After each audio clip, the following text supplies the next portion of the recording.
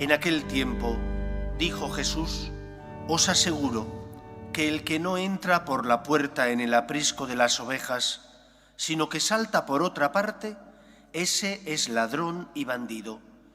Pero el que entra por la puerta es pastor de las ovejas. A éste le abre el guarda, y las ovejas atienden a su voz, y él va llamando por su nombre a sus ovejas y las saca afuera. Cuando ha sacado todas las suyas, camina delante de ellas, y las ovejas lo siguen, porque conocen su voz. A un extraño no lo seguirán, sino que huirán de él, porque no conocen la voz de los extraños. Jesús les dijo esta comparación, pero ellos no entendieron de qué les hablaba.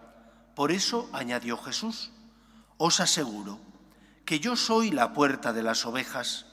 Todos los que han venido antes de mí son ladrones y bandidos, pero las ovejas no los escucharon. Yo soy la puerta. Quien entre por mí se salvará y podrá entrar y salir y encontrará pastos. El ladrón no entra sino para robar y matar y hacer estragos. Yo he venido para que tengan vida y la tengan abundante. Palabra del Señor. Gloria a ti, Señor Jesús. La fiesta de Jesucristo, buen pastor, a la que elude el Evangelio de hoy, nos recuerda cómo es el Dios en el que nosotros creemos. El Dios revelado no es el Dios que se inventan los hombres, no son los ídolos que crean los seres humanos. Es el Dios que existía antes del tiempo, que creó todo de la nada y que, sintiendo compasión de los hombres, a los que había creado a su imagen y semejanza, concediéndoles el don de la libertad y dándoles el gran tesoro de la amistad con Él. Adán y Eva tenían con Dios una relación no basada en el miedo, sino en el amor, en la amistad y la confianza. Cuando ellos se rebelaron contra Dios, el Dios Todopoderoso envía a su Hijo al mundo para salvarnos. Es el pastor que da la vida por sus ovejas. Mientras los asalariados huyen cuando viene el lobo, Cristo no hace eso. Asume como propios nuestros problemas para enseñarnos cómo tenemos que vivir ante los momentos difíciles y para, muriendo y resucitando, pagar la deuda contraída por nuestro pecado y darnos la salvación. Por lo tanto, lo primero que nos recuerda esta imagen de Cristo, buen pastor, es que tenemos que tener confianza en el poder de Dios, porque Él ha vencido al pecado. Muriendo en la cruz, venció al pecado. Muriendo en la cruz, compró nuestra libertad. Es el pastor que da la vida por sus ovejas. Por lo tanto, un cristiano tiene que creer en el poder de la gracia.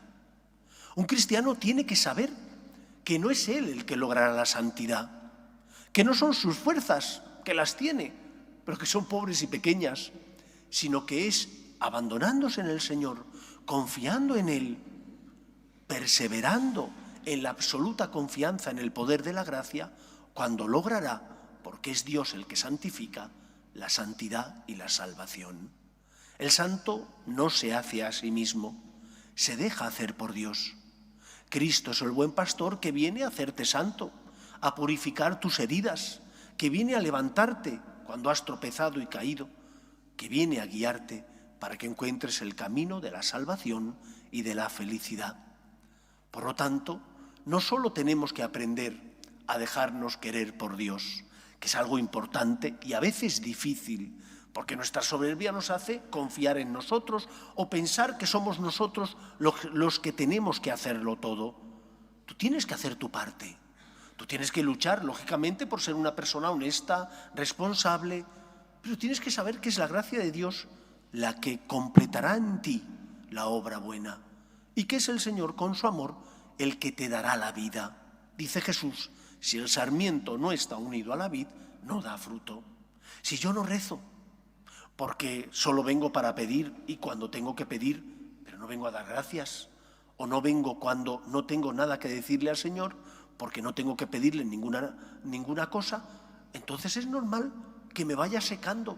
Si yo no me alimento del cuerpo y de la sangre de Cristo, estando en gracia de Dios, porque me confieso con frecuencia, será lógico que no tenga fuerzas. Por eso confiamos en el poder de la gracia.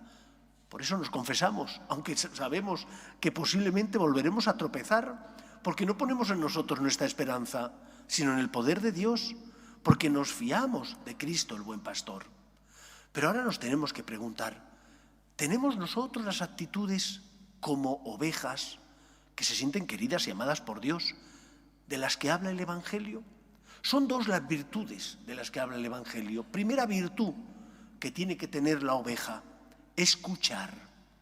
Pero ¿cómo voy a escuchar a Dios si solo vengo cuando yo estoy necesitado? Y vengo para que me dé y para que Él me escuche. Pero yo no abro mis oídos a sus palabras. Ni escucho su palabra, o la escucho pero por un oído me entra y por el otro me sale, no lo asimilo. Me pide el Señor que tengo que compartir, pero pienso yo darle a ese que no se lo merece, y no caigo en la cuenta de que Cristo murió por mí, que tampoco me lo merecía, y que por lo tanto tengo que aprender a confiar en la palabra de Cristo que guía mis pasos. Escucha al Señor, que te habla por medio de su palabra, la Sagrada Escritura.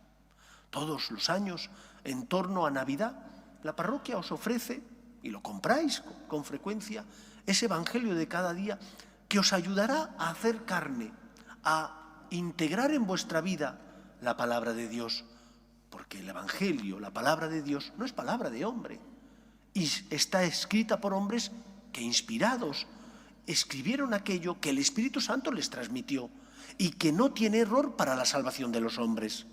Por lo tanto, escucha la palabra de Dios y verás cómo el Señor no calla, sino que habla y te ilumina y te orienta, y a veces te sorprende diciendo, caray, qué actual es el Evangelio, a pesar de que han pasado más de 2000 años desde que Jesús caminó en Galilea. En segundo lugar, escucha la palabra de Dios y también escucha tu conciencia, porque tu conciencia, si está bien formada y es recta y está bien alimentada por los sacramentos, te ilumina. ¿Y cuántas veces te acuestas por las noches y dices, caray, ¿por qué he tratado así a este compañero en el trabajo? O caray, ¿por qué he sido tan egoísta con mi familia? ¿Por qué he creado esa división en casa discutiendo innecesariamente por algo que no es importante? Tu conciencia te habla. Dios, por medio de tu conciencia, te guía, te orienta. Tercer lugar, cumple con tus deberes y obligaciones, tus responsabilidades. El Señor te habla por medio de ellas. Cumpliendo con tus deberes, estás haciendo la voluntad de Dios.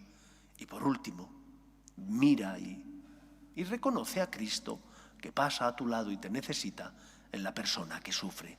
Aunque tengas que darte tu tiempo, tus dones, aunque tengas que aprender a morir para ayudar al que está a tu lado, eso es lo que Cristo, el buen pastor, quiere de ti. Escúchale. Primero, escuchar. Segundo, seguir. ¿Qué significa seguir a Cristo?